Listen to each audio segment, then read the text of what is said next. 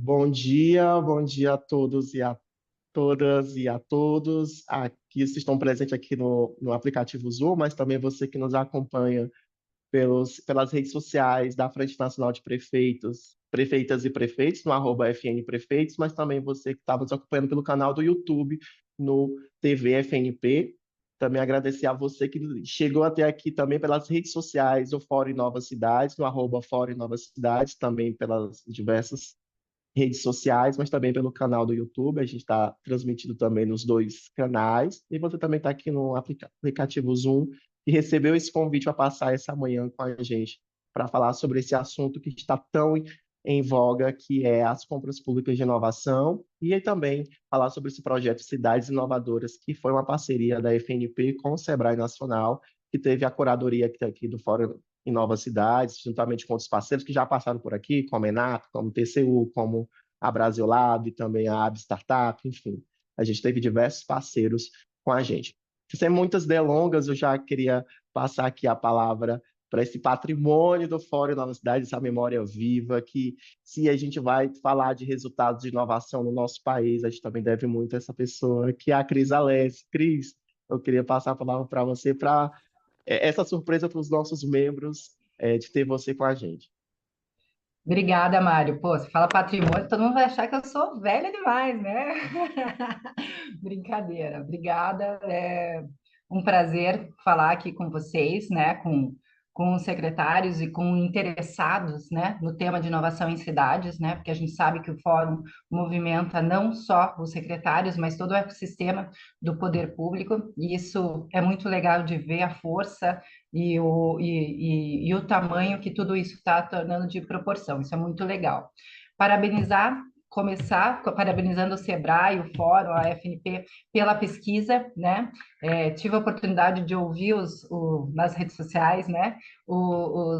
A versão 1 e 2 desse webinar e acompanhar o resultado da pesquisa. Então, acho que sempre uma força muito importante partir dos dados e a partir deles a gente trabalhar as estratégias, né? Em Deus eu confio, para todos os outros trago-me dados, né? Eu acho essa frase a melhor quando a gente fala de inovação, então realmente trazer dados é muito importante. Eu sou muito orgulhosa do fórum, né? Um fórum ainda novo, né? Criado em 2019, mas de toda essa diretoria com o presidente Antônio, o Pedro, né? Vice-presidente, o Igor e todo esse time aí que está liderando essa jornada aí dos 2 últimos anos, realmente de uma forma brilhante. Quero iniciar também cumprimentando e citando, né, o Gilberto Perri e o presidente Divaldo Nogueira, da FNP, e falar sobre isso, que eles são exemplo que o papel da liderança é fundamental para impulsionar a inovação. A gente sabe quanto é difícil falar de inovação no setor público, então se a liderança não estiver muito engajada, é mais difícil ainda, eu diria que é quase impossível. Então, na figura aí do Gilberto e do Edivaldo, que sempre apoiaram a criação do fórum, né? Mas mais do que isso, toda a jornada do fórum aí, isso realmente fortalece o fórum. São exemplos para os líderes locais das cidades. Eu acho que vale a pena aqui eu contextualizar um pouco. é, no início do fórum, né, a gente teve 2 momentos importantes com parceiros de secretariado executivo. Acho que hoje o Sebrae está cumprindo com essa pesquisa o papel que a gente teve com o Instituto Arapiaú, que secretariou o fórum de 2019 a 2021. Na época, nós fizemos uma pesquisa sobre cultura, sobre o comportamento do setor público sobre a inovação, inclusive na escrita das leis de inovação. 2018, 2019, 2020 foram anos importantes para que as cidades escrevessem suas leis de inovação. Houve um avanço muito grande no Brasil sobre leis municipais de inovação, e com a pesquisa do Instituto Arapiaú, com o Fórum Novas Cidades da época, é uma pesquisa de 2019, a gente pôde também balizar como o setor público e os agentes públicos em posições diferentes olham diferente sobre a necessidade de inovação.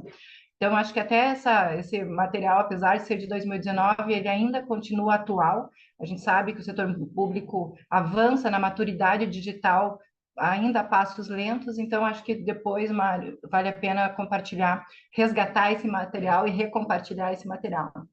E depois de 2021 a 2022, a gente teve como secretariado executivo justamente a Brasil Lab, que fez com que a gente também avançasse como fórum na pauta das startups, né? Do plano e da possibilidade até dos atritos, né? E dos apoios que o poder público pode dar para esses empreendedores, para essas empresas de base tecnológica avançar com soluções melhores para o cidadão e para as cidades. Então, eu acho que é legal resgatar esses dois momentos aí, porque foram momentos de muitas discussões.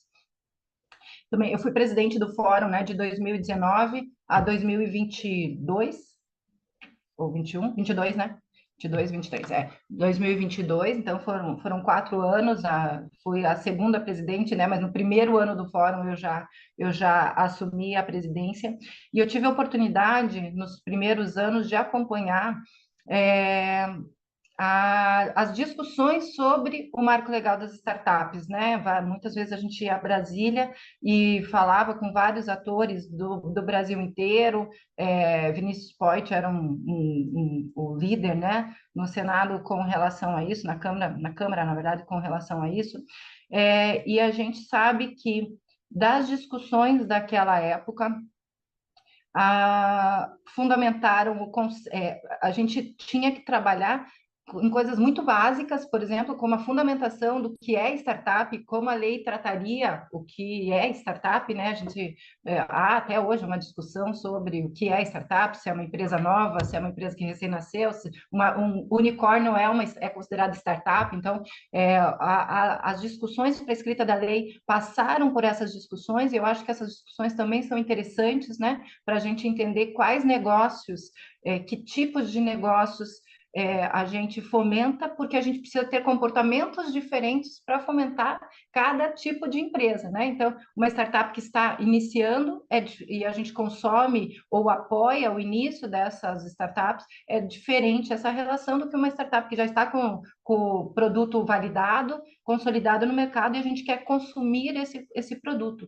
As duas são importantes para o avanço dos nossos ambientes de inovação, das nossas cidades e do Brasil como um todo. Então, essas discussões da época foram bastante profundas.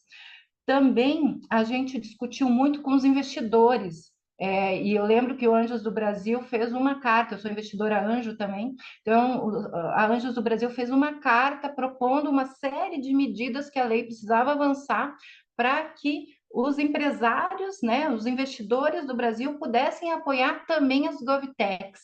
Sei lá, eu acho que tinham umas 10, 12 itens, infelizmente 4 ou 5 só foram para a lei, muitos outros ficaram de fora. Então, a gente teve um grande avanço, mas ainda tem muitas discussões sobre investimentos em startups GovTech. Eu acho que é legal a gente relembrar disso, né? Porque o papel do investidor privado também é fundamental até para apoio ao setor público. Então, não tem muito a ver, né, com o tema compras públicas nesse caso, mas tem muito a ver com o tema avanço das startups no nosso Brasil.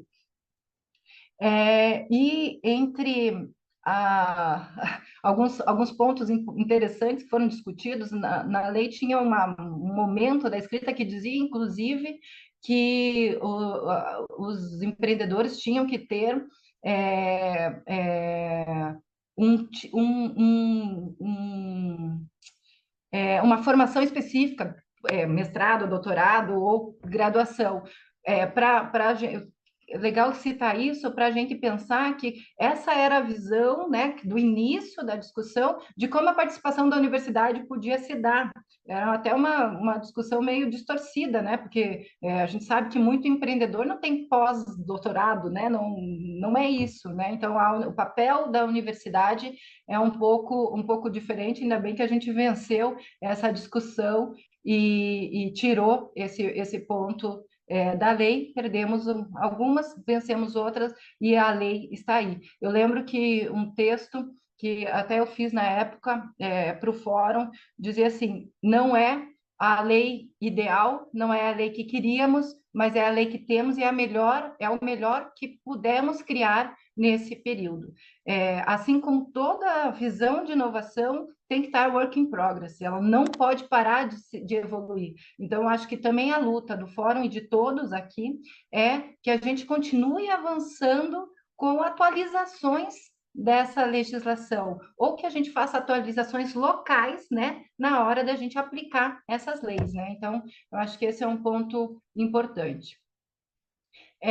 Também tive a oportunidade, durante esses anos, e até como presidente da Agência Curitiba de Desenvolvimento e Inovação, né? A cidade de Curitiba, ela evolui muito com a visão de cidade inteligente, de tecnologia, a gente tem um arcabouço tecnológico muito forte, não conseguimos aplicar, né? Assim, o Luiz Carlos falou, né, no webinar passado, exemplos maravilhosos de Porto Alegre, nós não conseguimos em Curitiba avançar como Porto Alegre avançou, mas tive a oportunidade nessas discussões também, e dentro da cidade de Curitiba, a Agência Curitiba é quem gere os espaços empreendedores junto com o Sebrae, então fazendo esse comparativo, né, dentro do programa Cidades Inovadoras, a gente conseguiu, a gente criou o escritório de compras e fez a jornada da compra pública dentro dos espaços empreendedores,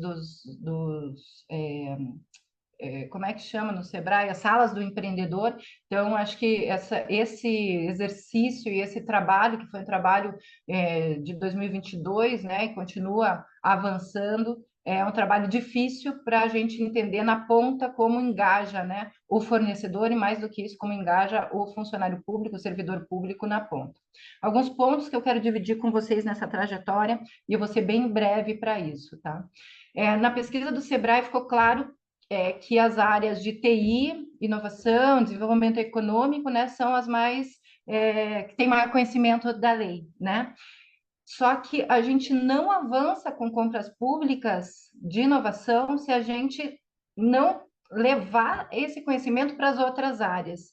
Por quê? Porque as secretarias fins são que mais vão demandar, são as que têm mais demandas de inovação. E aí a gente também pode até fazer um recorte maior ainda, né? As secretarias de saúde, educação, obras, segurança, né, as questões municipais de segurança, né, guardadas as proporções de governo estadual e municipal, são elas que mais impactam a vida do cidadão, são elas que são mais demandadas pelo cidadão. Então, claro que entre outras, mas são elas que precisam estar igualmente preparadas sobre essas possibilidades. E esse eu acho que é um grande desafio. Então, quando a gente fala de cultura, de inovação e de conhecimento, a gente tem camadas. É claro que a primeira camada é fundamental, né? Somos nós os propositores, né, dentro dos nossos municípios, dos nossos grupos, de começar a discussão, mas ela precisa avançar rápido para as outras esferas e para as outras secretarias. Acho que esse é um ponto fundamental. Um outro ponto para avançar sobre essas áreas fins é que quando você pede para uma secretaria, para um secretário, para uma secretária, ou para o time da secretaria, levantar os desafios e as dores que passam, ou que possam se transformar nas chamadas de inovação, a tendência é que essas áreas elenquem as soluções que elas desejam, né? Elas não elencam as dores, elas elencam eu quero contratar inteligência artificial, eu quero contratar um aplicativo, quero fazer um aplicativo. Não é sobre a dor, é sobre a solução. É natural que aconteça isso, é natural para o servidor, ao contrário, não é natural para o servidor público pensar, discutir a solução a partir do problema. O inverso que a lei de licitação trouxe, e é por isso que ela é difícil de implementar, porque ela não é só uma questão legal, ela é uma questão cultural, né? Então, acho que essas discussões são fundamentais, mas a gente precisa ser bastante propositivo e assertivo para que a gente avance rapidamente. Então, aqui a gente cai em um ponto crucial, que é trabalhar continuadamente, persistentemente, mesmo levando porrada, que a gente sabe que quem fala de inovação tá sempre, lá vem o chato falar desse negócio que é difícil, né? Que incomoda, porque inovar dói. Então, na mudança de cultura aí do setor público. Um outro ponto que a pesquisa também mostrou é sobre a dificuldade dos órgãos de controle, né? Então, quem trabalha com inovação sabe que o desafio às vezes parece intransponível, né? O tempo que você leva para tramitar os projetos muitas vezes faz com que o fornecedor da solução desista do processo, porque no tempo que você está tramitando, ele já pivotou várias vezes a solução. Então, aqui a gente tem, de fato, que falar dos tribunais de contas locais, mas no primeiro momento sobre as procuradorias e os procuradores. Então, fica aí uma sugestão, né, que o Sebrae e o Fórum rodem essa pesquisa para entender os níveis de maturidade e o conhecimento da lei também nos órgãos de controle, porque aí eu acho que a gente começa a falar com um público muito importante para que a gente avance rapidamente, localmente, né? O governo federal tem feito movimentos importantes, mas localmente. Então, muitas vezes, a gente tem o apoio do procurador-geral do município, mas fica preso nos pareceres dos procuradores de cada secretaria, e a gente passa por isso frequentemente. Então, assim, acaba virando um avanço muito lento. Então, essa dica aí para a gente avançar, né? Dar mais um passo nessa pesquisa que eu acho que seria bem importante. Então, durante todo esse tempo, trabalhando diretamente com startups, inclusive, né? Eu saí do setor público faz um ano, vim para o setor privado e hoje trabalho com inovação aberta com grandes empresas, com cidades também, com ambientes promotores de inovação, pensando em inovação aberta, que é a base da transformação de todos os lados, né? Como investidora anjo também, eu posso afirmar que uma parcela importante das GovTechs precisam do setor público, principalmente para validar as soluções. Então, são duas necessidades. É a necessidade, pelo ponto de vista do servidor, do setor público, que é usar soluções tecnológicas, mas, sob o ponto de vista das startups, elas precisam do setor público para validar, porque uma startup precisa colocar seu produto à prova. Se o produto à prova é com o setor público, né, para fazer o MVP, ela precisa ter esse contato com o setor público. Então, criar esses ambientes promissores no ecossistema local é bem importante, porque não é fácil para as startups que têm base tecnológica, elas precisam acessar os dados públicos e disponibilizar dados públicos é muito complicado. Então, essas novas leis vêm apoiar isso, mas mesmo assim são no mínimo dois desafios, né? Um desafio da transformação digital da prefeitura, para que existam dados organizados para o uso, né, das startups, e uns instrumentos legais que você possa disponibilizar seus dados, ainda sem o produto concluído ali, para as startups, para elas avançarem com seus MVPs, mesmo sem ônus. Mais um ponto, claro que as iniciativas das chamadas, os editais devem começar simples, o Luiz Carlos falou sobre isso, né, na vez passada, no vídeo passado, então começar com algo palpável, né, algo execuível é bem importante, mas a gente tem que tem que ter claro que essas soluções têm que ter um objetivo final de trazer a solução, né, em grande escala. Então, o objetivo final da CPSI ou da chamada de inovação, ela precisa visar a licitação depois. Então, a gente já tem que pensar nessa jornada de ponta a ponta, para que a gente não faça só a chamada pela chamada, só por dizer que a gente está testando inovação. É claro que isso, né, é a base da pirâmide, mas lá o ponto, né, o ápice da pirâmide, então é o cuidado do gestor público para transformar tudo isso numa realidade que impacte a cidade como toda a população.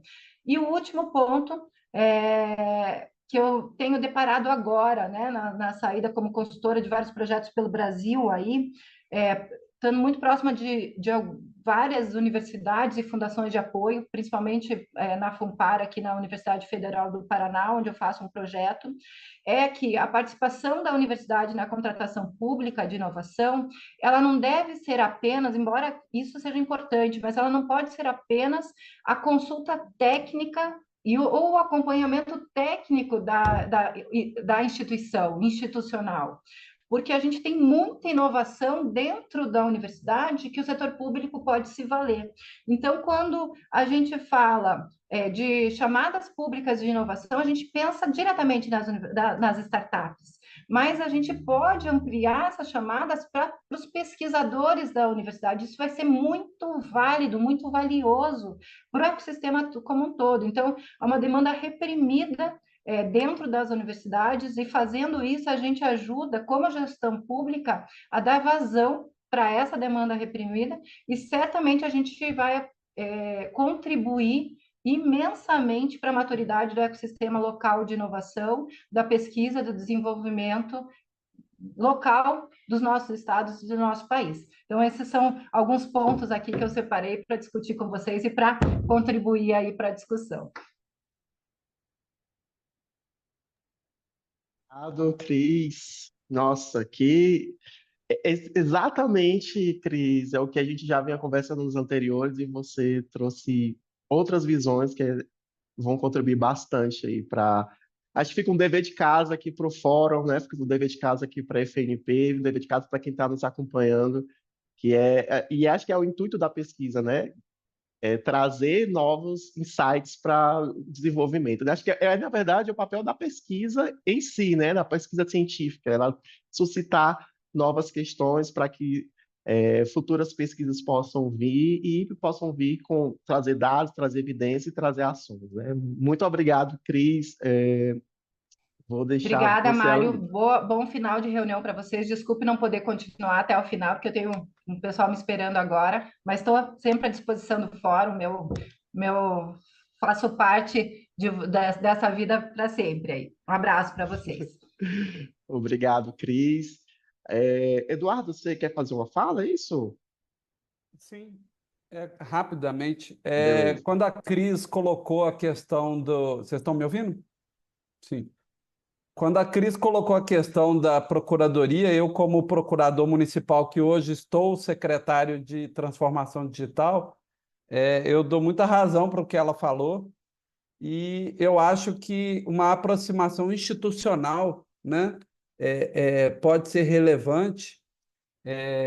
Nós temos aqui, eu estou vendo aqui a Sinara, né, lá de Novo Hamburgo, ela é há muitos anos já responsável lá no nosso Congresso Nacional de Procuradores Municipais pela área de inovação e inteligência artificial. E eu acho que vale a pena, se vocês, né, tiverem esse interesse, eu posso fazer essa conexão, ou também a Sinara, com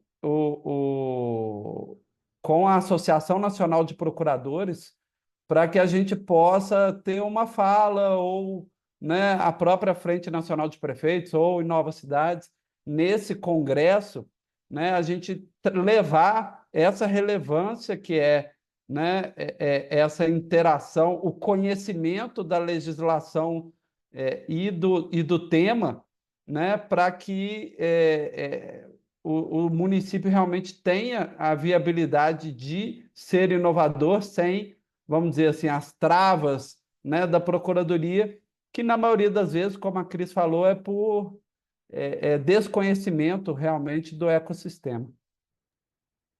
Perfeito, Eduardo. Seguindo aqui a nossa programação, retomando, na verdade, eu vou passar agora a palavra.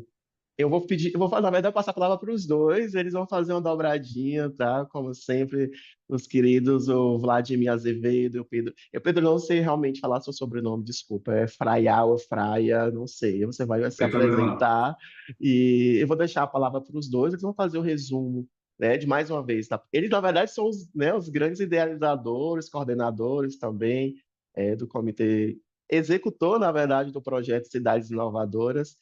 E aí eu vou passar a palavra para vocês se apresentem também, façam esse encerramento aí pela equipe executora, né? Também agradecendo também a Isabela, né? Que também é da equipe da administrativa também do projeto Cidades Inovadoras.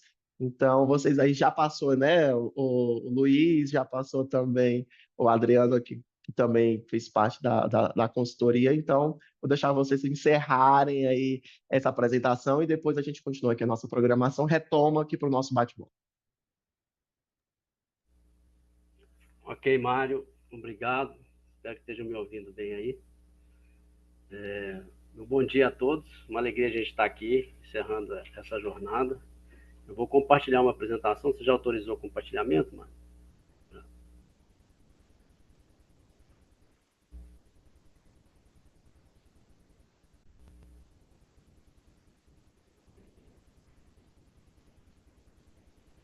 Vocês estão vendo minha tela aí, pessoal? Eu não estou vendo mais a carinha de vocês, Sim. né? Que eu tô... Pode seguir, Vladimir. Tá bom, obrigado. Então, o projeto, acho que ele já está aí contextualizado, né? Nossos colegas Adriano, que foi o consultor especialista na 182, e o Luiz André, que foi o especialista, consultor especialista na 14133, já passou por aqui, já bateu um papo com vocês. E a ideia nossa aqui, minha e do Pedro Fraia, eu fui o consultor estratégico, o Pedro consultor técnico, é fazer esse arremate final, né, da leitura do projeto, o seu fechamento, a coleta de dados em si, que é a coluna vertebral aí da pesquisa, né, que o Pedro coordenou, um pouco dessa jornada, né, que já foi aí tratada com o Adriano e com o Luiz, mas só recapitular, e às vezes alguns também não estavam, a gente passar um pouco o que esse clima e a pesquisa trouxe, que tangencia também com uma leitura de Smart Cities, pegar um pouco desse cheiro que foi importante numa leitura periférica do projeto, mas que também agrega valor à leitura dos dados e aos encaminhamentos que esse retrato traz para nós desse cenário. E uma leitura que nós fizemos a quatro mãos de oportunidades e ameaças lidas na pesquisa, e uma conclusão, né, que eu acho que é importante nesta análise para que nós possamos aproveitar desses dados dessa pesquisa para a gente evoluir. Conforme o Luiz e o Adriano já trouxeram aí para vocês, né, esse projeto é uma parceria da FNT com o Sebrae e teve esse objetivo, né, de medir um impacto realmente efetivo, identificar e analisar oportunidades da 182, que estava aí no seu retrato com cerca de 2 anos já de vigência, e coincidindo com a chegada da 14133 nas cidades acima de 80 mil habitantes. Então, esse é o escopo aí do projeto que nós trabalhamos. Nós preferimos muito iniciar, né, dando um passo atrás, no sentido de não sair fazendo, mas entendendo que tem muita gente que já está nessa jornada desde o início, né? A Cris aqui fez uma bela explanação e mostrou que elas estão... aqui tem um grupo que já está engajado nesse tema muito antes da Lei 182 nascer, né? Que participaram da arquitetura e da construção da lei.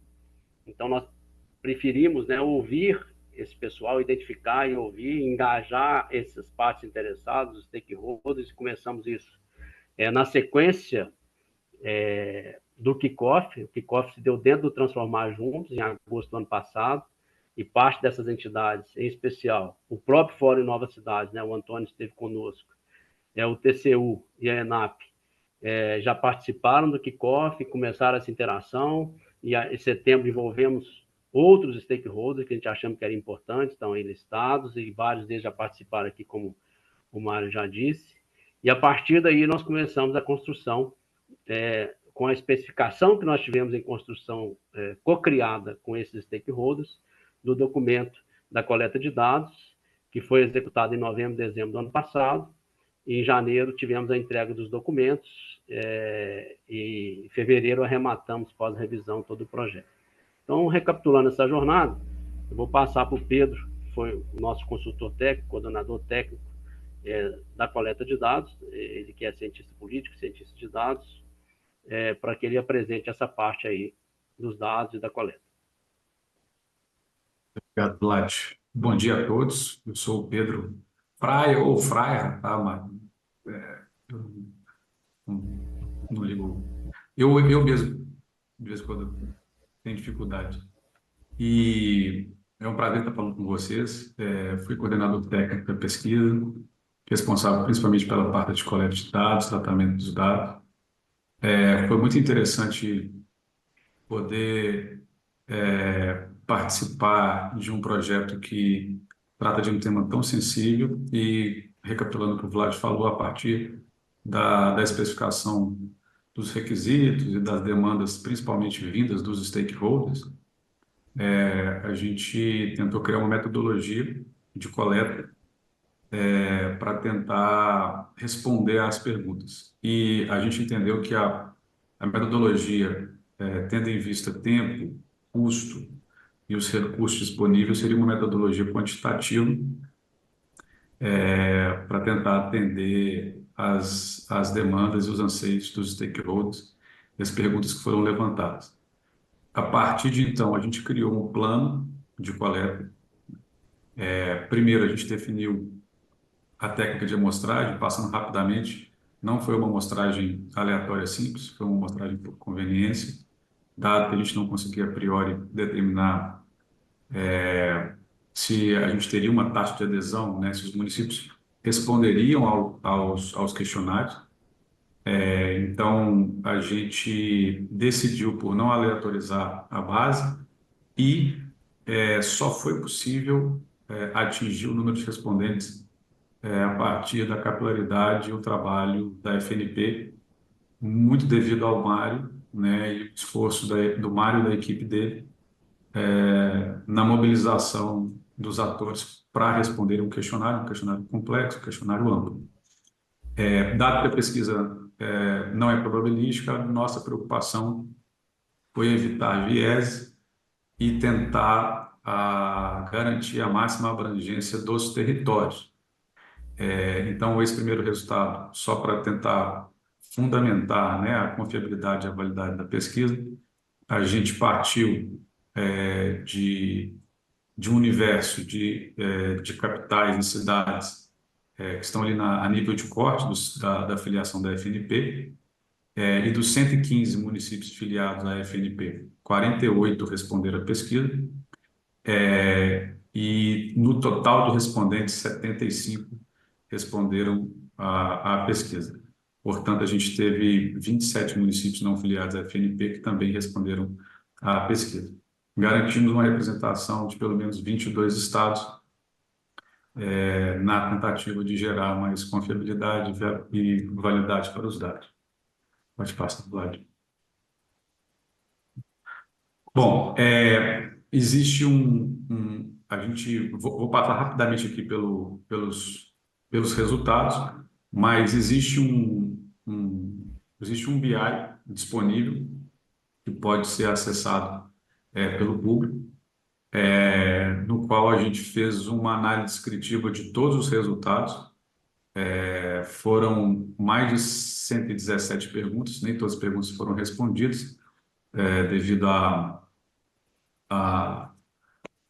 conexão entre elas, mas é um questionário muito extenso, muito rico, e está aberto ao público, pode ser acessado de forma ampla. Vou passar rapidamente os principais resultados, tá, descritivos, aquilo que a gente entende que interessa mais aos nossos encaminhamentos. E se vocês quiserem voltar e revisitar os dados, ele está aberto lá dentro desse BI disponível. Bom, os principais resultados encontrados, né? A gente dividiu esses principais resultados em 3 eixos. Primeiro, as principais dificuldades dos municípios ao tentar operacionalizar a contratação de inovação via CPSI, né? Tentar mobilizar internamente a contratação via inovação aberta.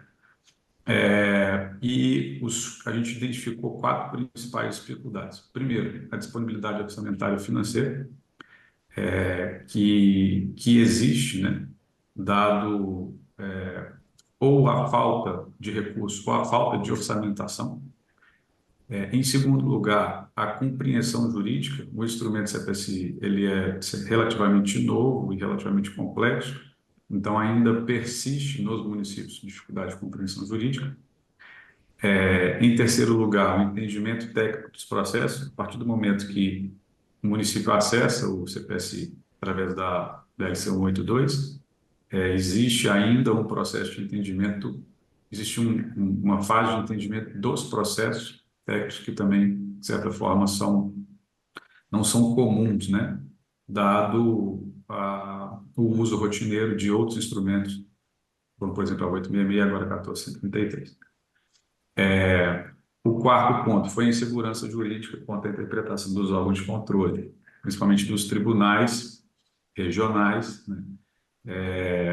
Dado que os municípios que aderem, né, que decidem por contratar inovação aberta através do CPSI, na maioria das vezes eles são os primeiros a fazerem isso e não tem uma visão, ou seja, existe uma incerteza quanto a qual será a interpretação dos órgãos de controles, principalmente relativo aos tribunais regionais, uma vez que o TCU já se manifestou a respeito, criou uma plataforma de apoio aos municípios e, de certa forma, retirou essa incerteza sobre a decisão dos gestores, mas ainda existe uma insegurança jurídica muito forte nos tribunais regionais.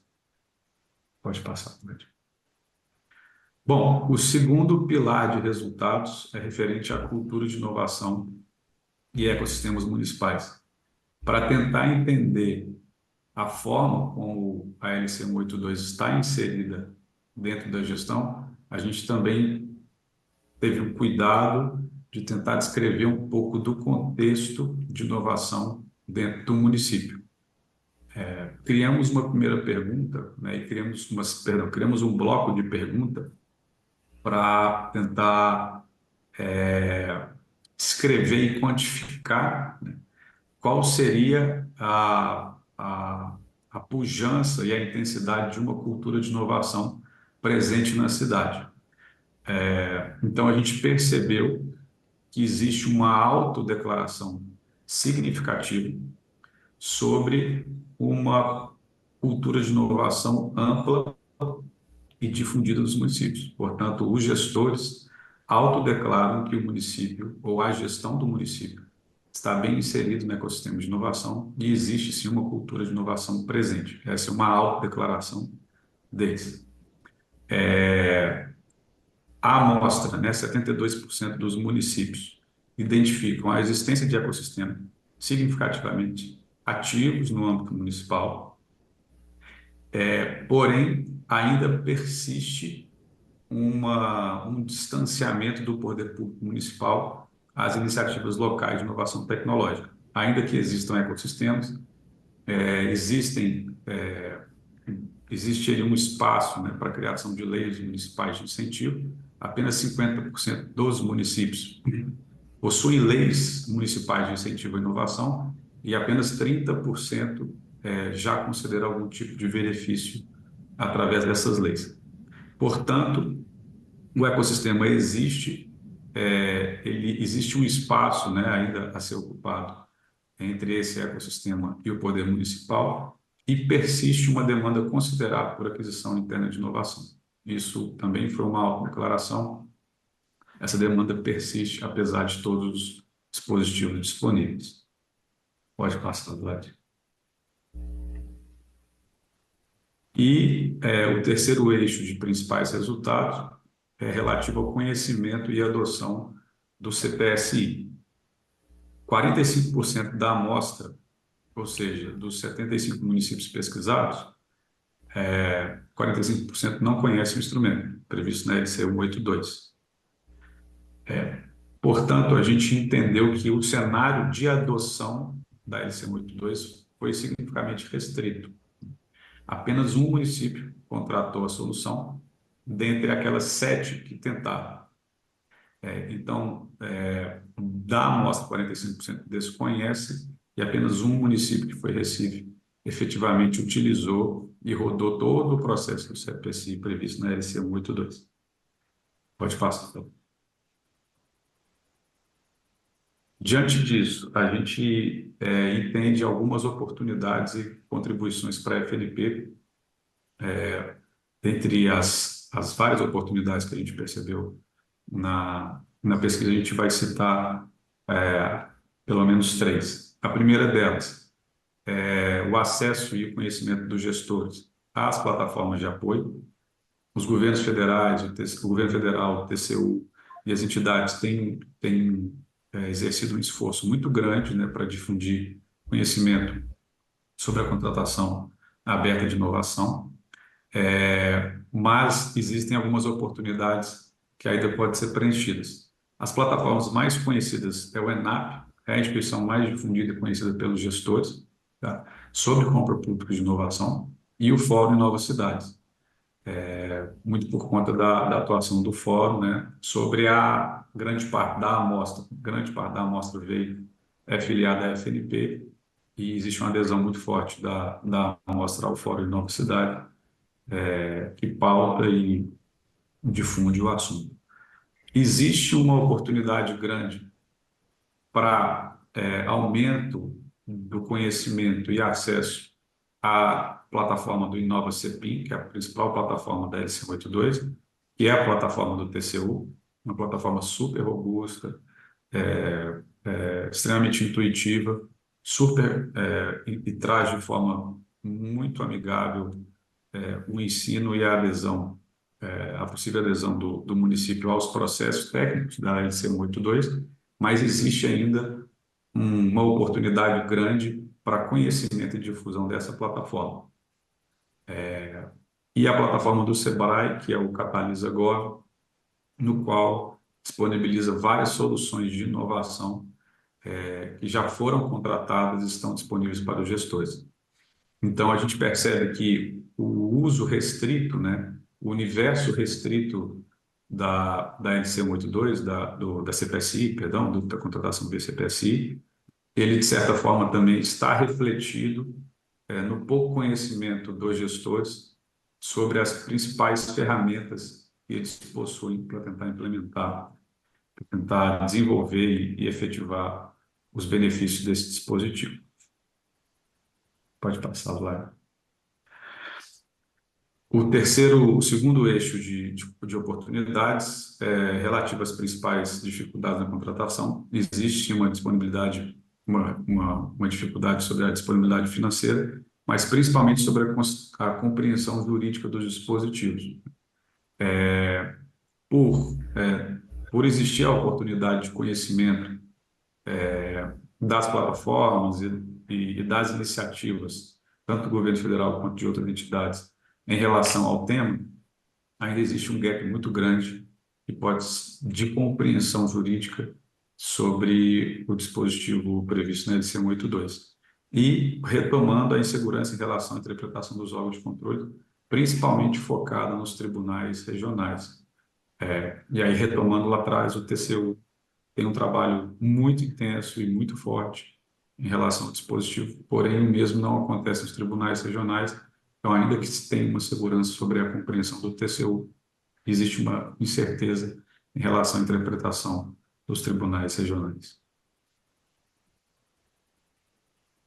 E, por fim, as etapas mais difíceis no processo de inovação, a gente ficou muito ressaltado que os municípios têm dificuldade em mapear o mercado em busca de soluções existentes, né? Então, para além do que a Cris, né, pontuou muito bem, que o conhecimento e a iniciativa de contratação de inovação, às vezes, fica muito restrito às áreas de TI, desenvolvimento econômico, e pouco difundido nas secretarias fins, como saúde e educação, para além da dificuldade de criar boas perguntas, de certa forma, especificar as dores, né, de cada secretaria, fica claro que, ainda que se especifique as dores, os gestores têm dificuldade, com o problema em mão, de encontrar soluções existentes no mercado.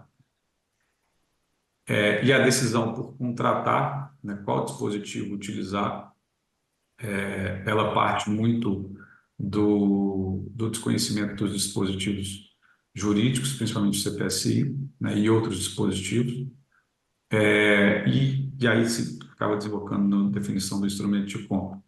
Então, até que a compra se efetive, né, esses três processos são grandes empecilhos na compra de inovação.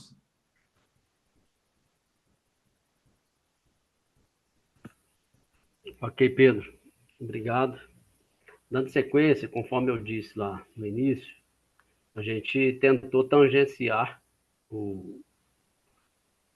agregando valor de uma forma periférica, mas entender assim, tá? E do que foi contratado, o que isso conversa com o tema de cidades inteligentes, né? Qual tipo de política pública tem sido mais contratado e o que isso tem impactado. Então, nós criamos esse documento para tentar fazer essa leitura e buscar, assim, o que está sendo mais demandado, né? Como, em termos de classificação também, como eixo de cidade inteligente. Então, a gente tem, assim, os principais resultados encontrados, nós dividimos em 3 eixos, né? Em alta, e média e baixa prioridade de temas nas agendas dos governos em relação aos eixos de cidades inteligentes. Então, nós vimos que dos 42 municípios que disseram ter iniciado a compra de inovação, 34 deles, então a gente vê ainda, né, a 8666 ainda estava vigente, então a gente vê que metade praticamente dos processos se deram por ela. Já a 14133 começando, né, enquanto ela estava em vigência paralela, a ocupar esse espaço, já aí com praticamente 1/4, e a 182 ainda num pequeno movimento de escolha, né, de escolher o caminho como licitar e resolver o problema pela 182. As contratações desses 34 municípios, né,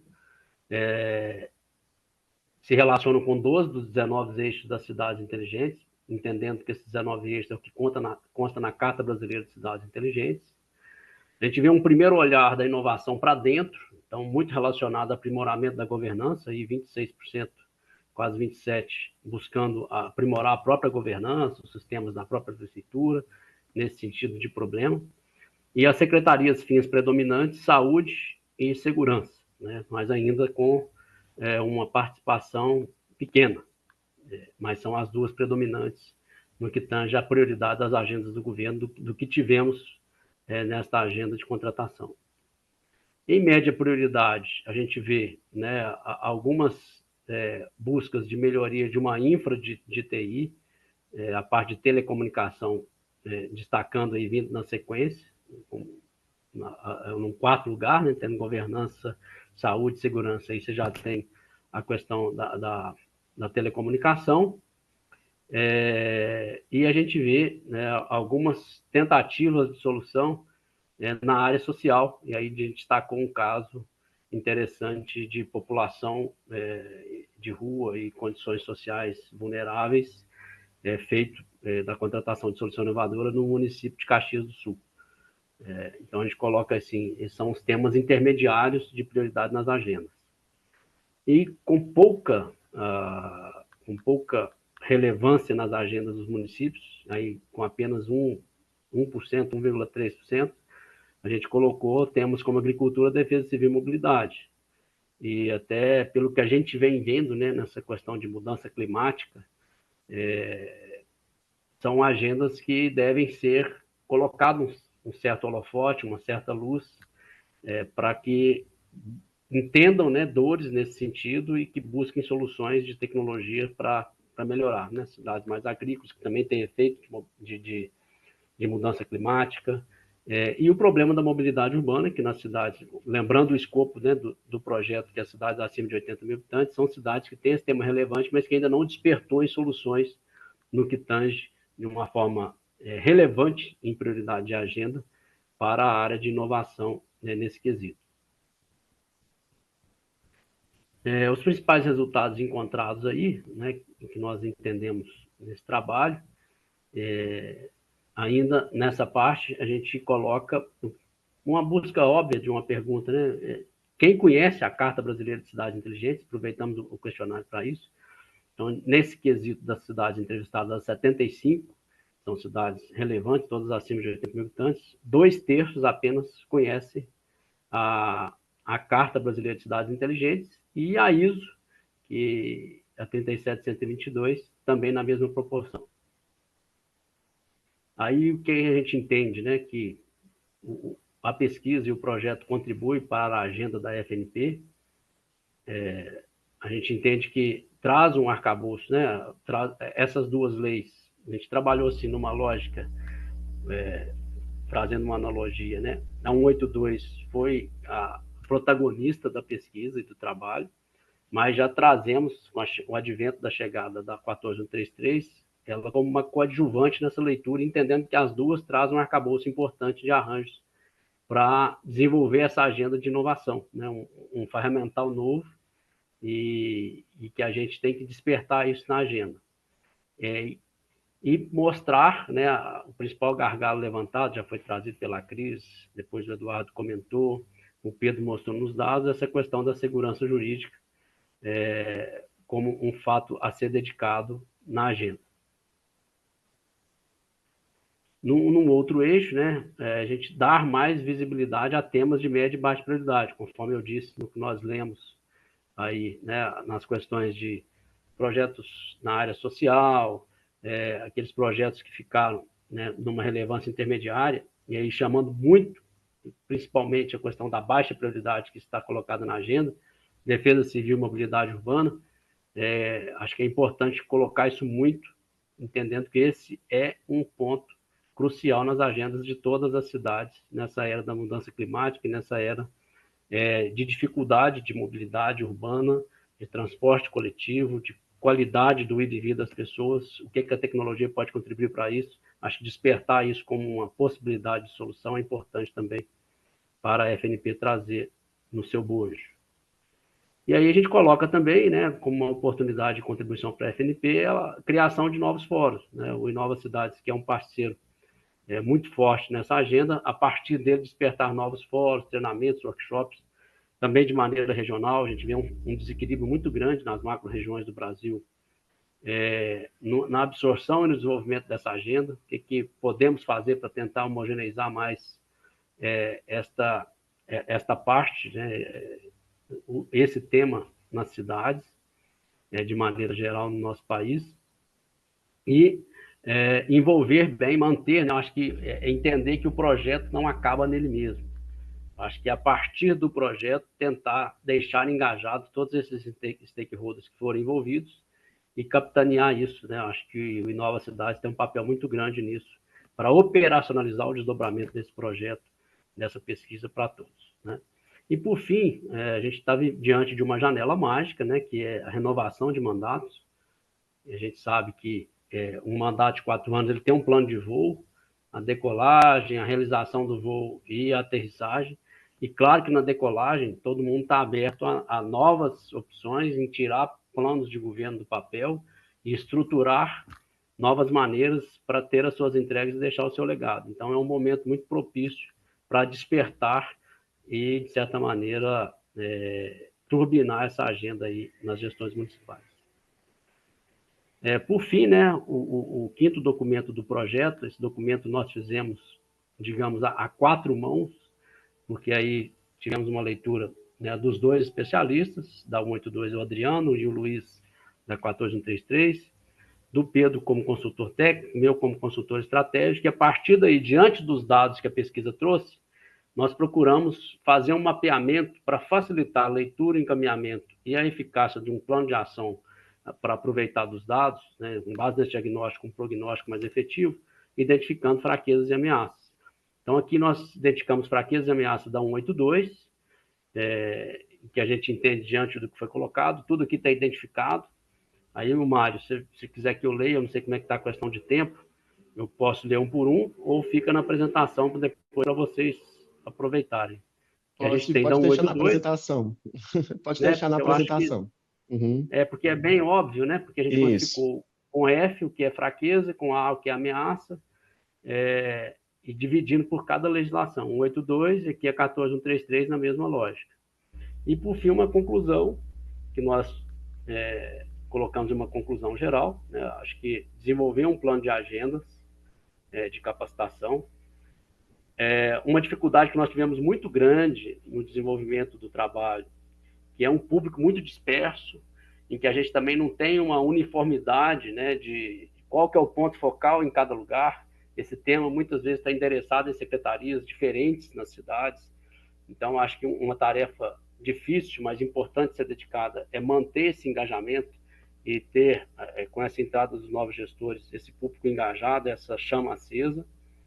Da mesma maneira com os stakeholders, conforme eu disse, estimular muito o aprimoramento da governança, ou seja, o endereçamento adequado, é uma forma desses atores na gestão local trabalhar esse tema da inovação não como um projeto, mas como uma nova cultura que deve ser colocada tanto no olhar interno da prefeitura quanto no olhar externo das políticas públicas. Essa parte foi muito falada pela crise, que a gente, né, a pesquisa, de certa maneira, né, pessoal, ela foi quase que uma apologia do óbvio, porque todo mundo, a gente tinha noção de que a gente ia chegar nesses dados, mas não tinha uma medição desses dados.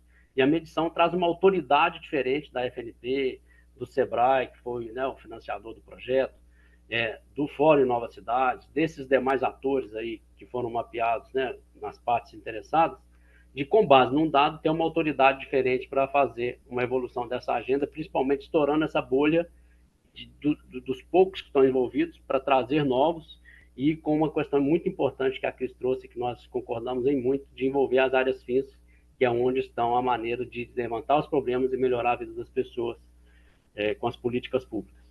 E, por fim, uma conclusão que a gente acha fundamental é esse aprimoramento do arcabouço institucional, né, dentro das prefeituras, e o arcabouço jurídico municipal para trazer essa segurança, esse envolvimento dos tribunais de contas com essa autoridade, fazer esse envolvimento grande aí. Tenho certeza que o TCU também pode ajudar muito com os demais tribunais regionais. Foi muito discutido nas interações que tivemos lá com a Paula, com todo o pessoal, né? Tem o Instituto Rui Barbosa, entre outras associações dos tribunais de contas, que a gente pode fazer esse trabalho, tendo um dado, tendo uma pesquisa, tendo uma coleta de dados organizada, a gente tem uma autoridade fundamentada em dados para fazer essa abordagem dessa maneira, sair só de uma percepção que era meio que geral de todos os envolvidos, para ser uma constatação com base numa pesquisa científica para evoluir essa agenda. Esse é o nosso sentimento. É isso, Mário. Obrigado, Vladimir e Pedro. A gente está quase uma hora falando da pesquisa, e aí eu vou falar o seguinte: eu vou compartilhar aqui, eu fiz um infográfico que acho que facilita para a gente encerrar um pouco essa. E a gente passar para o segundo momento, que a gente vai falar sobre casos práticos de compras públicas de inovação. Eu vou disponibilizar esse infográfico para vocês, mas a ideia dessa pesquisa é, primeiro, a gente perceber que tem muito ainda a acrescentar e muito ainda a crescer, porque as leis, e a gente até foi comentado aqui, ela tem baixo conhecimento, né? Então, acho que o papel nosso, como FNP, como Fórum em Novas Cidades, mas também você que está nos acompanhando, que do setor privado, da academia, essa quadri-hélice, né, tríplice hélice que a gente sempre fala, a gente tem um mandato de levar esse conhecimento de qualidade sobre essa legislação, né? A gente percebe essa desigualdade regional que os meninos comentaram aí.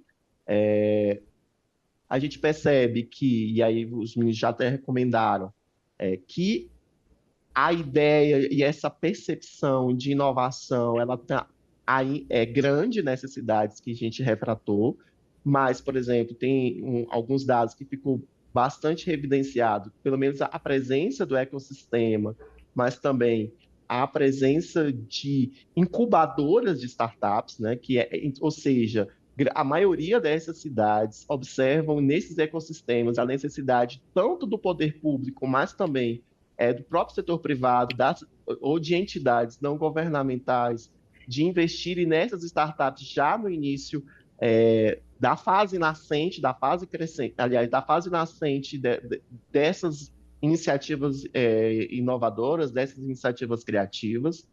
Um outro ponto que os meninos comentaram, né? Então, no início é muito, muito nordestino, né? Mas a ideia de como esse ecossistema dialoga com o setor público e com a sociedade, que a maioria é por meio do Conselho de Inovação.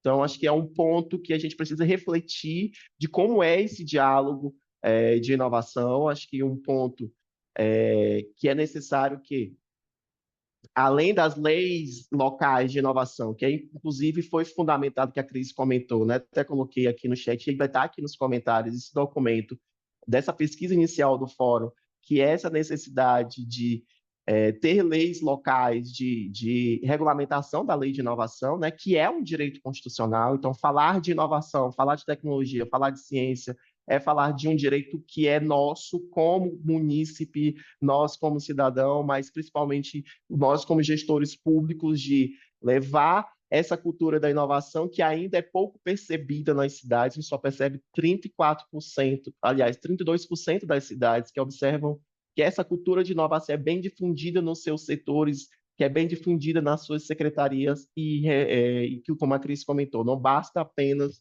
estar centrada nas secretarias de tecnologia e de inovação, mas precisa passar também pelas procuradorias municipais, precisa passar também pela a Secretaria de Saúde, de Segurança, como o próprio Vladimir comentou, dessa transversalidade que a gente precisa de ter para onde vão essas compras públicas de inovação, né? Basicamente, elas estão direcionadas à TI, mas principalmente voltada para a governança, né? Essa estrutura básica de TI.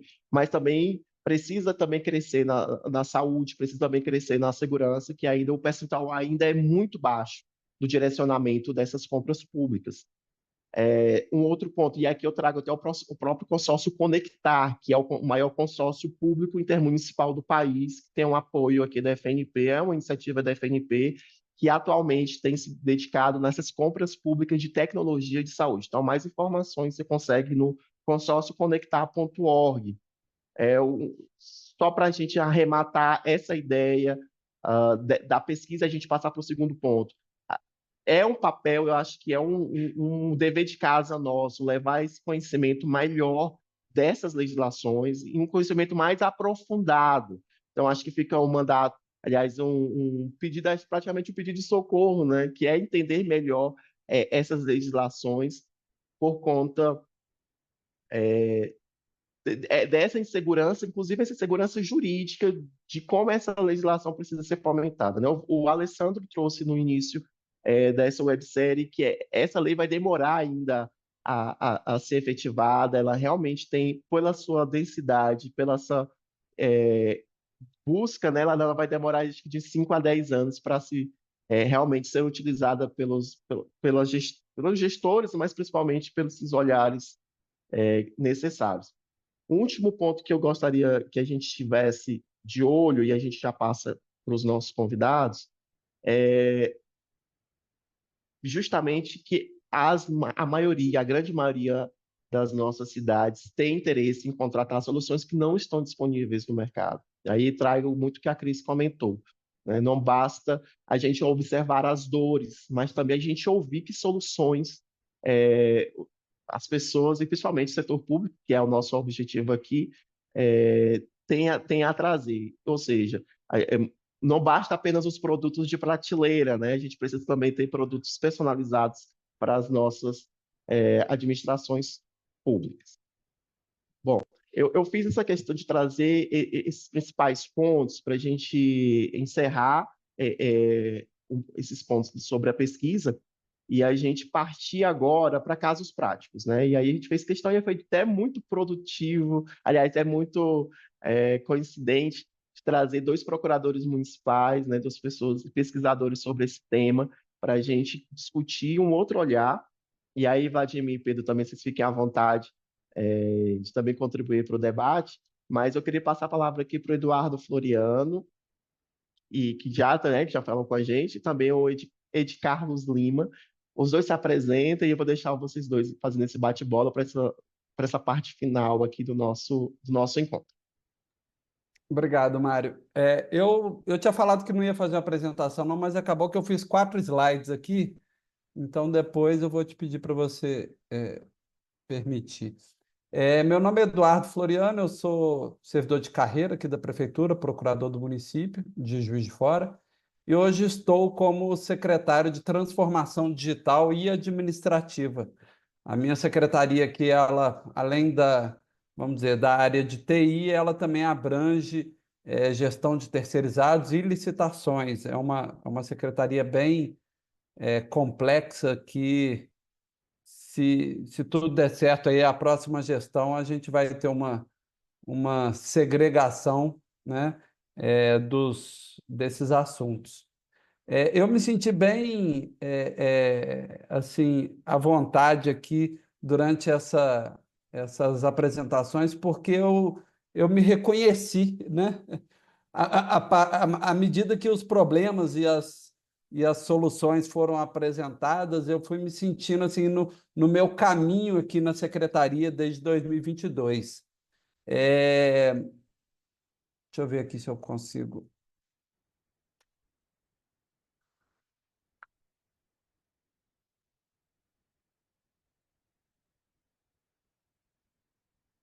Vocês estão conseguindo enxergar aí? Ok.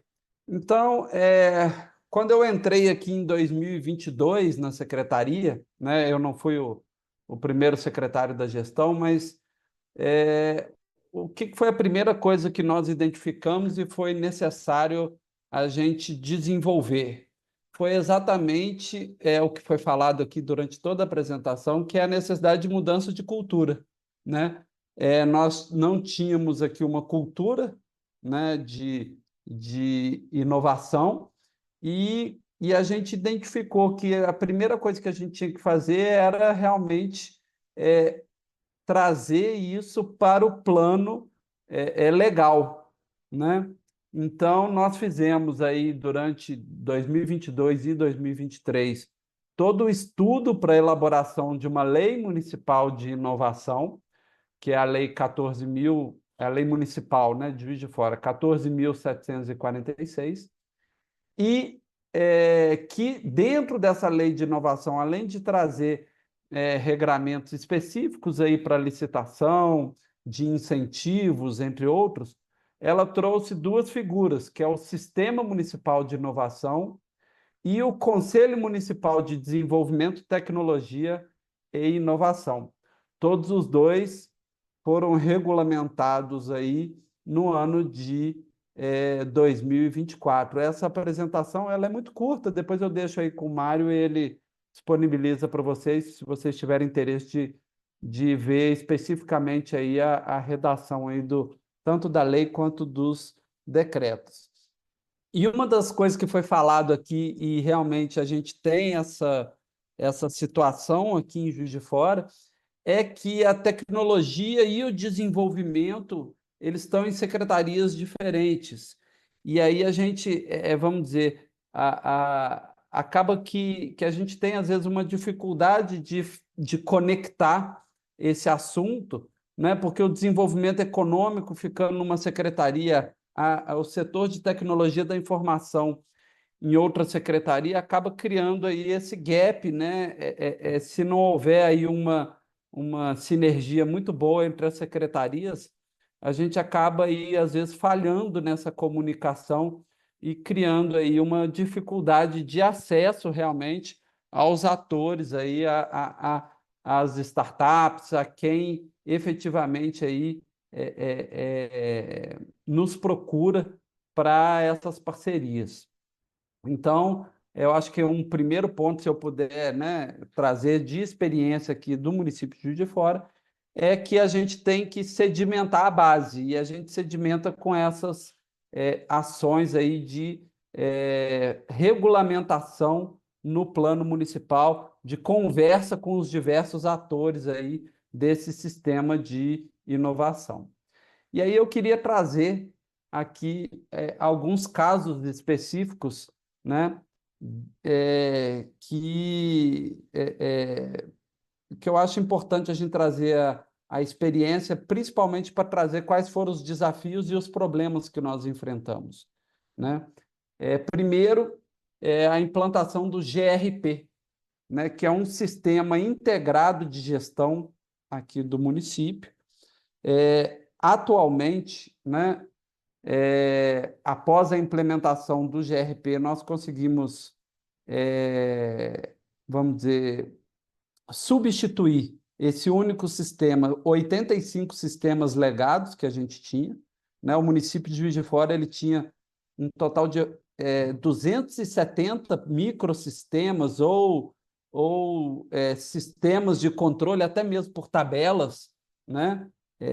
Que eram individualmente, às vezes, elaborados nas secretarias, e um estudo feito, né, quando da elaboração do nosso PDTI lá em 2019, ele identificou essa fraqueza, né? Sistemas sem segurança, sistemas não aderentes aí à lei de proteção de dados, sistemas que não se intercomunicavam, sistemas que geravam retrabalho, entre outros. E aí uma das soluções identificadas foi a contratação do GRP. Então, nós tivemos aí uma fase de planejamento, né, dessa licitação entre 2020 e 2021, a fase realmente de licitação entre 21 e 22, muitas impugnações de edital, muito, assim, uma grande dificuldade realmente de colocar essa licitação, dar fim a essa licitação, né? Mas que ao final de 2022, depois de discussões, Tribunal de Contas, impugnações, chegamos ao cabo dessa licitação e contratação. E foi nessa fase que eu assumi aqui a secretaria, já com a contratação finalizada, né? E aí, o que eu posso dizer, né, dessa contratação? Apesar de ser um sistema, né, que ele trouxe uma integração, né, uma aderência aí às legislações, não só a legislação da LGPD, mas também o CIAFIC, né, que é um sistema integrado aí de contabilidade que a gente precisa também estar aderente. Mas o que a gente identificou assim, com mais força foi o problema de planejamento, né? O planejamento nesse tipo de licitação, e aí eu posso dizer, replicar para todos os tipos de licitação, né, de inovação, a fase de planejamento ela tem que ser muito bem feita, né? E principalmente conversar com os setores que vão utilizar na prática essa que a gente chama de área de negócio, vamos dizer assim, né? Nós tivemos aí o nosso grande problema que ao consultar as áreas de negócio, e aí nós que eu digo, o setor que elaborou aí o termo de referência, ele não teve o contato necessário, muito também, né, eu posso dizer, por conta de ser um período pandêmico, em que grande parte dos nossos servidores estavam aí em home office, entre outras questões, mas a gente teve aí uma grande dificuldade de que a área de negócios nos conseguir explicar e pormenorizar exatamente qual era a necessidade dela, né? Muitos setores falaram assim, olha, eu tenho um sistema que hoje faz isso, isso e isso, e é isso que eu preciso. E a gente perdeu com isso, né, a possibilidade realmente de revolucionar, de inovar mais, né? Porque a gente teve uma dificuldade de absorver, né, quer dizer, a área técnica teve uma dificuldade de absorver a real necessidade das áreas de negócio, né? E também não fomos capazes aí de auxiliar essa área de negócio a dizer aquilo que o mercado, né, ou que a tecnologia tinha de melhor e poderia propiciar. Então, eu acho que, né, a relevância da fase de planejamento,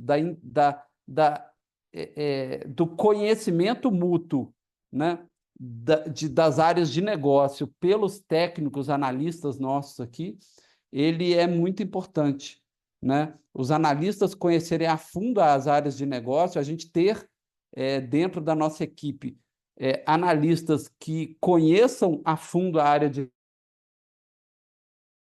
negócios, esse foi um dos nossos grandes problemas, né? Hoje, a gente está vendo a necessidade de contratar melhorias ao sistema que não foram previstas, né, durante a fase de planejamento e que hoje estão nos gerando aí, vamos dizer, um custo maior, né, na implantação desse sistema.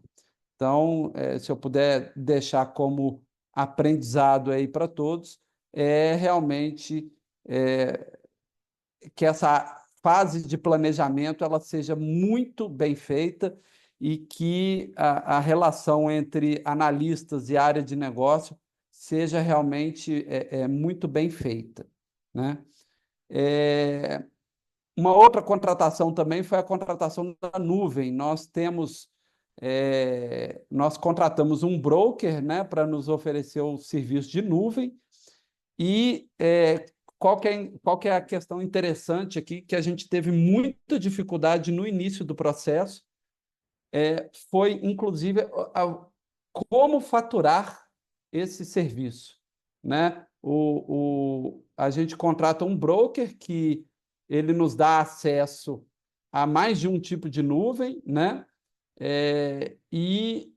A dificuldade de faturamento desse serviço por desconhecimento nosso, né? Por desconhecimento do próprio serviço do broker, né? Que seriam, vamos dizer, aí um intermediário de acesso, né? Entre o usuário e as nuvens, né? A AWS, Huawei, no nosso caso aqui,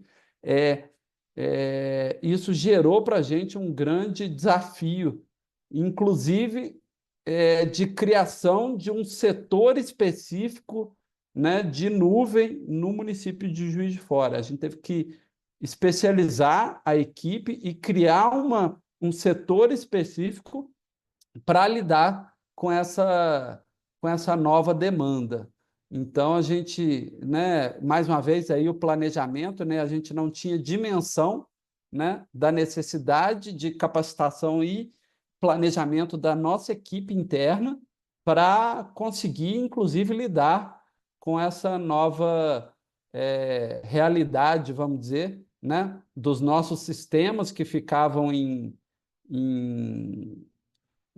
data center próprio, né? Para subir esses sistemas para a nuvem também um grande desafio. Então, né, é mais aí uma experiência. Parece até assim uma coisa negativa, né? Eu só trago os problemas, mas eu acho que é realmente aquela pessoa que quer fazer a mudança, ela tem que estar né, ciente de que muitos desafios serão colocados à sua frente, né? Eu tenho também aqui um sistema integrado de vigilância que nós contratamos e dentro da nossa, vamos dizer, nosso apoio técnico que a gente deu para a nossa Secretaria de Segurança Urbana aqui, nós identificamos e recomendamos um tipo de contratação e, infelizmente, eles seguiram por caminho diverso, né? Eles contrataram um sistema integrado de vigilância muito bom, né? Assim, tecnicamente, com tecnologia de ponta, ele integra aí defesa civil, trânsito, segurança urbana, né? O nosso sistema ele dá acesso à PM, à Polícia Civil, à Polícia Rodoviária Federal, ao Corpo de Bombeiros, né?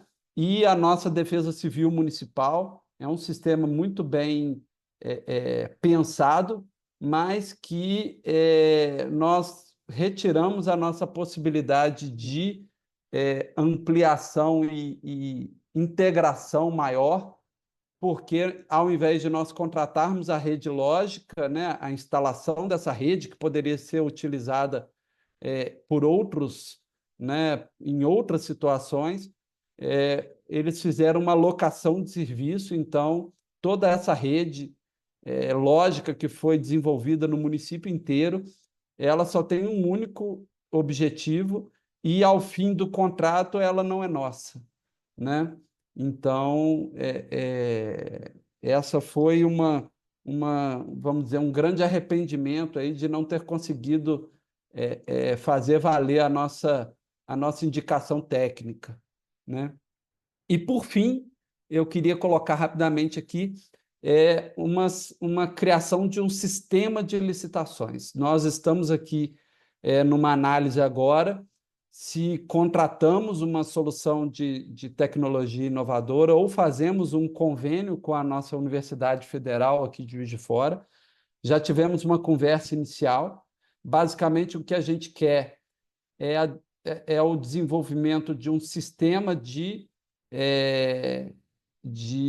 elaboração de documentos de licitação, ETP, Estudo Técnico Preliminar, termo de referência, com inteligência artificial voltada para a análise, né, dos julgados dos tribunais. Nós faríamos a alimentação desse sistema com os julgados, né? Todo mês, praticamente toda semana, nós temos aí novos julgados em que nós faríamos a alimentação desse sistema para que o sistema reconheça dentro dos nossos documentos de licitação, tanto os editais quanto os TRs, aquilo que está com aderência com as decisões dos tribunais, né?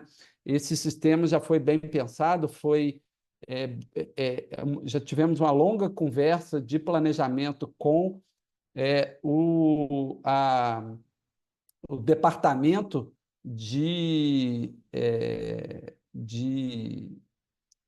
análise de sistemas da Universidade Federal de Juiz de Fora, só que ao apresentar para a gente, né, a proposta de desenvolvimento do MVP aí, eles apresentaram um valor que ficou tão alto, né, para a gente, que a gente teve que dar um passo atrás e buscar agora uma análise do mercado, se a gente tem. A gente tem aqui em Juiz de Fora, inclusive, uma startup que já tem sistemas voltados para a área de licitações, se a gente não consegue, talvez, contratar a um menor preço do que aquilo que nos foi apresentado pela universidade para desenvolvimento aí dessa tecnologia.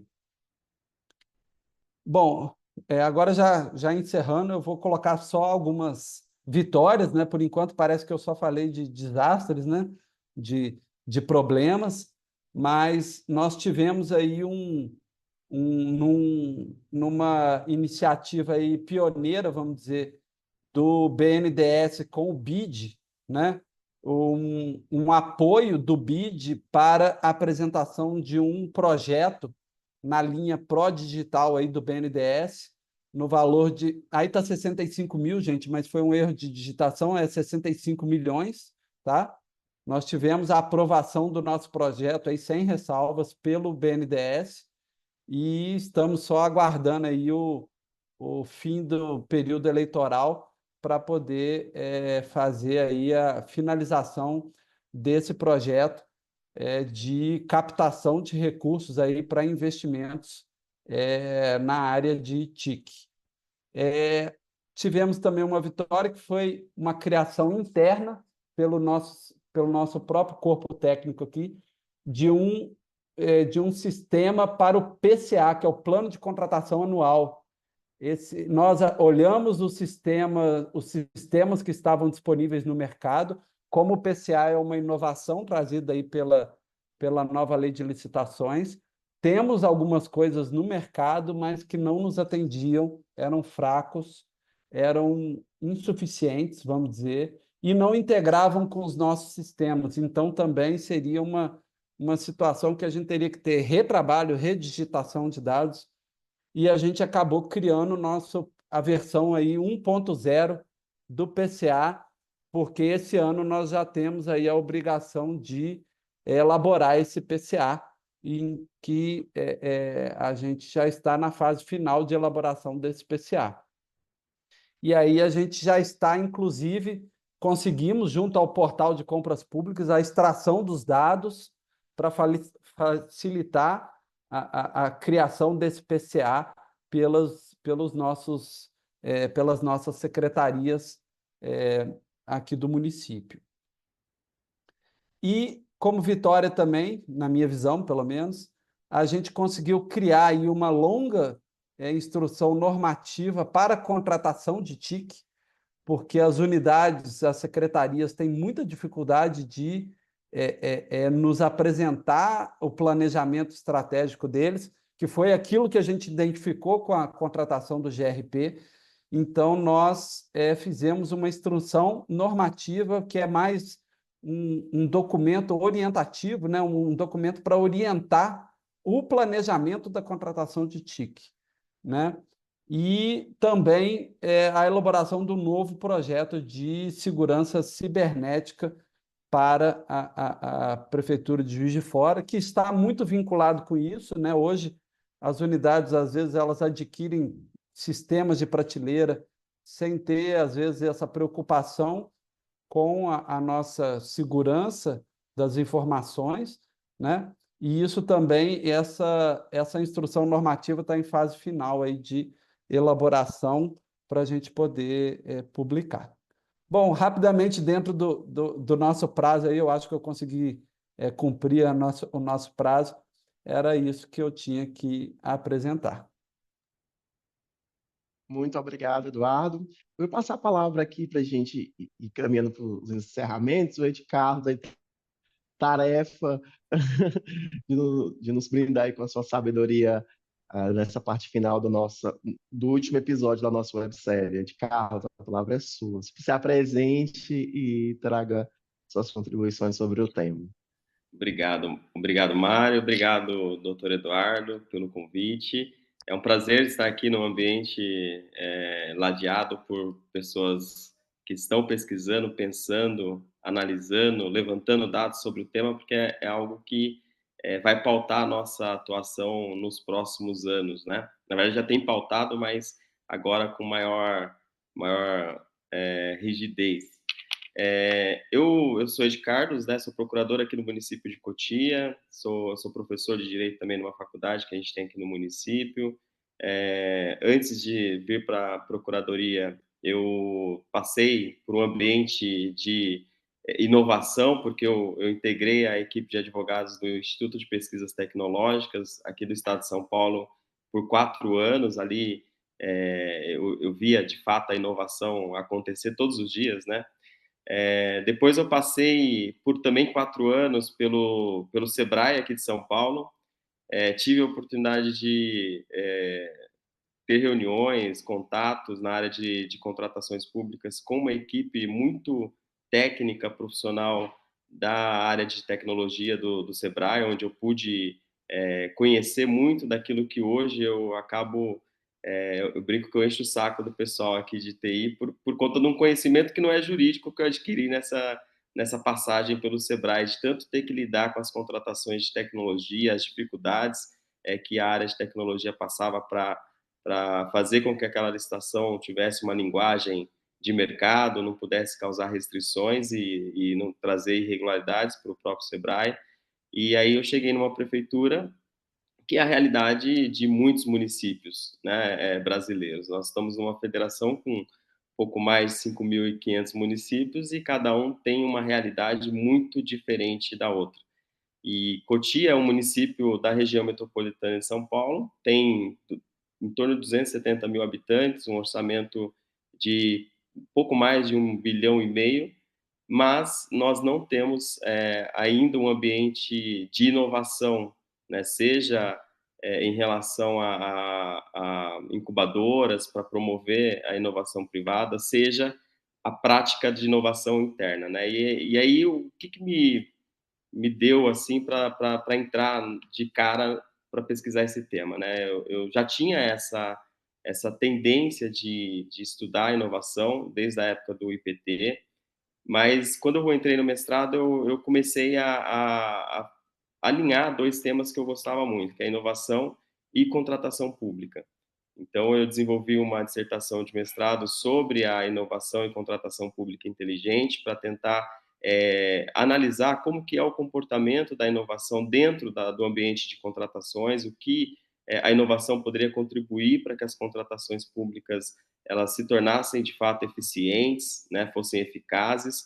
E o cenário que eu me deparei foi um cenário que a pesquisa que aqui hoje eu pude acompanhar né, os resultados, vai muito alinhado àquilo que foi a impressão que eu tive durante o mestrado, durante o desenvolvimento da minha dissertação.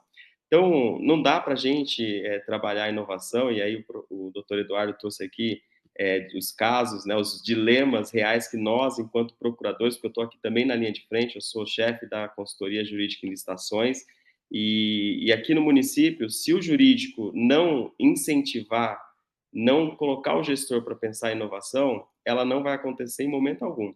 Porque o gestor está preocupado em atender as demandas do dia a dia.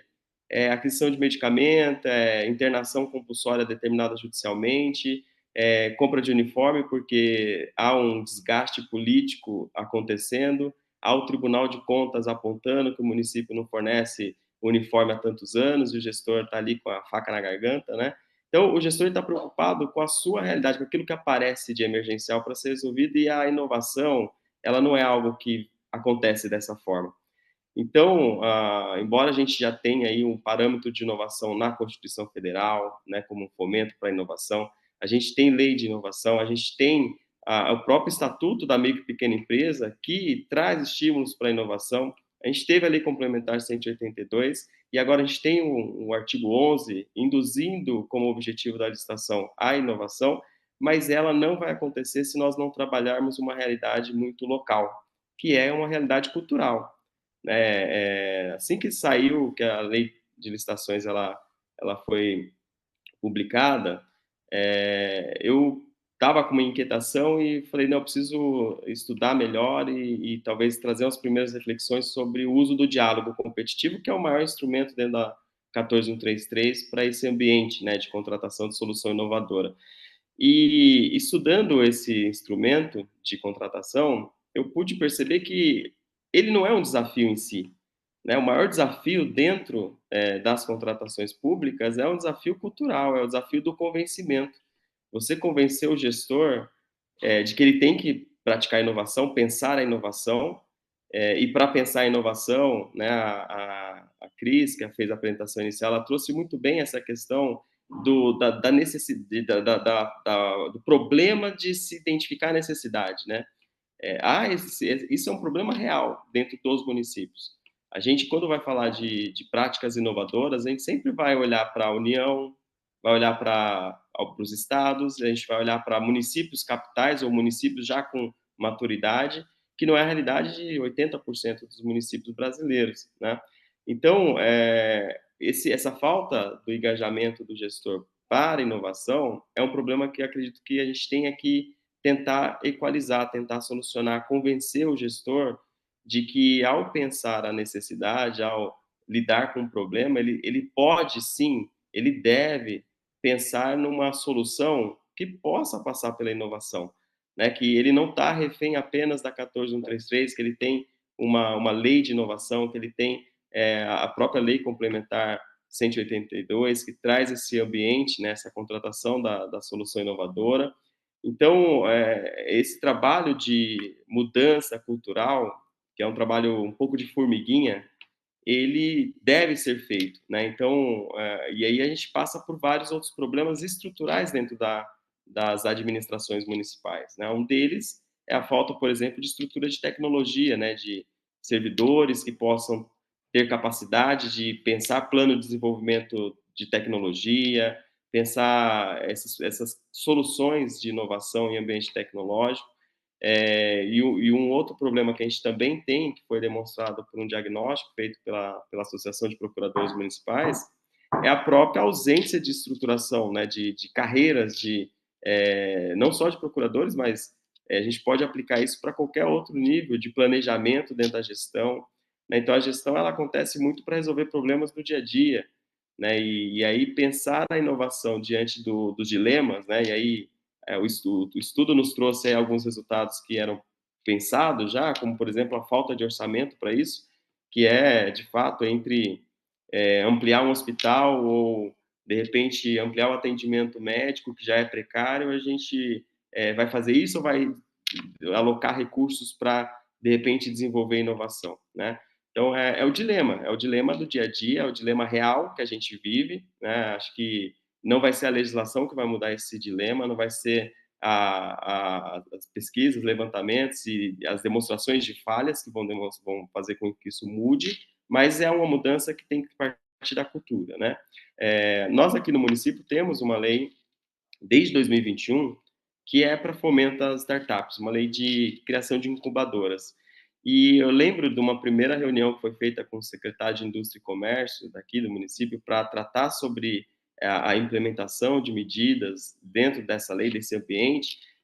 Se pensava em algo que não tinha nada a ver com produzir inovação, né? Então, não era algo para resolver desafios inovadores, para soluções inovadoras, estava mais para uma questão de fomentar crédito, né, distribuição de crédito, do que de fato para que o município pudesse se apropriar de uma inovação advinda das startups. E aquilo não foi para frente, foi algo que não, uma experiência aí totalmente sem sucesso, não saiu do papel, porque falta de fato essa compreensão por parte dos gestores, né, que é quem decide a alocação do orçamento, é quem decide a execução orçamentária, para que isso aconteça, né? Então, eu digo aqui pelo município que a gente tem uma estrutura de procuradoria, temos aqui na procuradoria pessoas capacitadas para poder induzir a inovação, só que ainda falta esse engajamento, porque nós não gerimos recursos públicos, né? Nós estamos ali mais na parte do assessoramento, da orientação, da consultoria.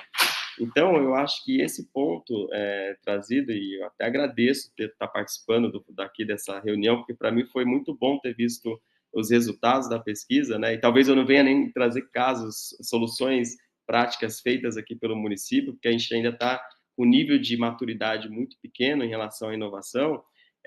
Também temos aqui uma ou outra solução que a gente possa dizer que foi algo inovador, como o doutor Eduardo trouxe a criação do PCA, que é um dilema que todo mundo está vivendo atualmente, e na criação do PCA também a gente está tentando fazer isso via sistema, né, para poder facilitar, inclusive a elaboração da própria lei orçamentária, para sair tudo de um formato único, facilitando a vida dos servidores que acabam tendo que lidar com todas as rotinas do dia e mais essas questões de planejamento, né?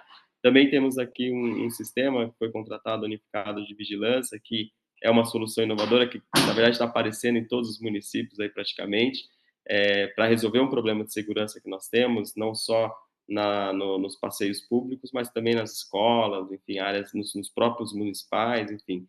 Então, eu queria trazer mais essas reflexões, né, em relação aos dilemas reais da vida, do cotidiano, né? Ontem, inclusive, nós tivemos um treinamento aqui com servidores que o jurídico promoveu, falando sobre planejamento e estudo técnico.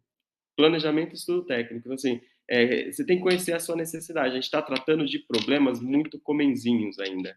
Então, assim, para chegar nesse nível de maturidade, de lançar um CPI, um CPSI, para lançar um edital de inovação, a gente ainda vai ter um longo caminho pela frente, né? E eu acho que esses resultados demonstrados pela pesquisa vai nos ajudar, né? Até salvei aqui já o link, porque vai nos ajudar a tentar direcionar, a tentar incentivar o gestor para essa nova missão que a lei 14.133 traz, né? Que é o novo objetivo que a licitação ela tem que ter. O processo licitatório tem que ter como objetivo a inovação, né? E essa inovação não pode se reduzir a mudanças apenas de paradigmas internos ou a contratação de soluções inovadoras, mas a produção de inovação, o fomento à inovação dos competidores privados, enfim. Então passa por um cenário muito maior do que aquele que a gente às vezes possa pensar, né? E mais uma vez eu agradeço, eu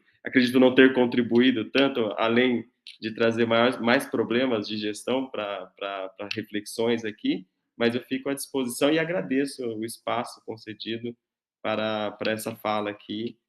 Agradeço ao doutor Eduardo, Mário e os demais que se fazem presentes aqui nesse episódio. Muito obrigado. Muito obrigado, Ed Carlos. Pessoal, vou seguinte, vou abrir aqui, a nossa audiência tá bem aconchegante aqui, eu vou abrir aqui 3 minutinhos para quem quiser se manifestar, só abrir a câmera, o microfone, fazer algum comentário relacionado ao assunto. Pedro, você vai fazer o seu comentário? Não, muito interessante, estou acompanhando desde o começo aqui, né? A gente tem falado bastante da pesquisa aí e dos caminhos que a gente pode seguir a partir dessas novas possibilidades jurídicas de compras públicas, né? Foi muito interessante os 3 webinars, eu gostei muito semana passada, quando a gente viu os cases práticos aí, necessidades que estão evoluindo. Muito legal, Eduardo, ver como vocês estão em Juiz de Fora também já evoluindo com esse processo. Acho que estão mais ou menos no nível parecido com a gente aqui em Santo André. Mas é isso, Mário. Gostei muito das apresentações aí. Parabenizar aí o Vladimir e o meu xará Pedro aí pela pesquisa, né? Tem sido muito interessante para a gente nos eventos que a gente tem feito aí nas cidades aí para falar desse tema de compras públicas de inovação, para mostrar que ainda é um cenário bem inicial nas prefeituras aí, né? A gente tem muito poucos casos práticos aí de cidades que estão evoluindo. E eu gostei muito da fala da Cris aí, de que a gente tem essa lógica de que as cidades precisam das soluções de inovação, de tecnologia nos municípios, e as soluções precisam das cidades também, né? Como espaços para melhoria das soluções, para desenvolvimento das soluções que vão resolver os nossos problemas. E a gente aqui, como atores aí desse processo de transformação digital nos municípios, nós somos os canais para fazer com que esse match aconteça, né? Entre as soluções terem espaço para poder serem implantadas, serem utilizadas aí, serem desenvolvidas, e as cidades que precisam das soluções também para avançar, né? Então a gente tem agora, num próximo espaço aí de 4 anos, vamos ter muito espaço, muito tempo para poder avançar com um pouco mais de tranquilidade, fora do período político, né? Que a gente agora está num período um pouco mais complexo para poder fazer grandes inovações, mas a gente vai ter um cenário aí muito, muito interessante, talvez como a gente nunca tenha tido nos últimos muitos anos aí, né? Então, os próximos 4 anos vão ser, com certeza, aí muito produtivos e muito bem-vindos. Muito bem. Pessoal, eu acho que fica muito bem uma lição de casa, né? Eu acho que essa proximidade que o fórum precisa ter, né? Eu falo especificamente do Fórum Secretários Municipais de Inovação, que também tem gestores de cidades inteligentes, de governo digital, nós também temos secretário de planejamento, ou seja, a secretaria de inovação, os líderes de inovação vai modificando de acordo com as pastas. Mas a gente tem esse dever de casa de nos aproximar ainda mais dos órgãos de controle. Eu quero também que, de público, agradecer a Maria Paula, do Laboratório de Inovação, do Admeté, tinha citado ela também. Ela realmente não pôde estar aqui presente, ela é do Laboratório de Inovação lá do TCU, também uma grande parceira, então acho que fica também o nosso dever de casa. Quero agradecer também ao Ministério de Gestão e Inovação em Serviços Públicos, principalmente o Enzo Tessarolo, que nos ajudou também na pesquisa, também não pôde estar presente hoje. Então, eu agradecer esses atores que nos ajudaram, o Guilherme Domingues, também da Brasil Lab, que também não pôde estar aqui presente, mas também que nos ajudou bastante, né, nessa pesquisa. Também já nos encaminhando. Sinara, você gostaria de fazer uma fala? Isso? Ligou a câmera?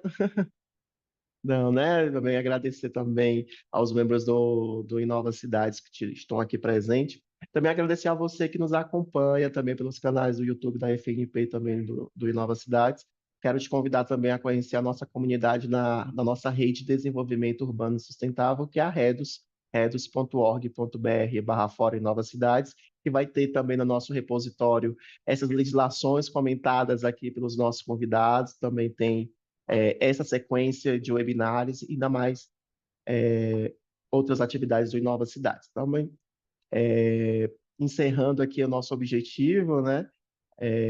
Quero agradecer a você também que nos acompanhou até aqui e fechando Fora Inova Cidades e também a FNP Conectando Cidades. É isso, pessoal. Tchau, tchau. Obrigado, gente. Um abraço. Um abraço, obrigado.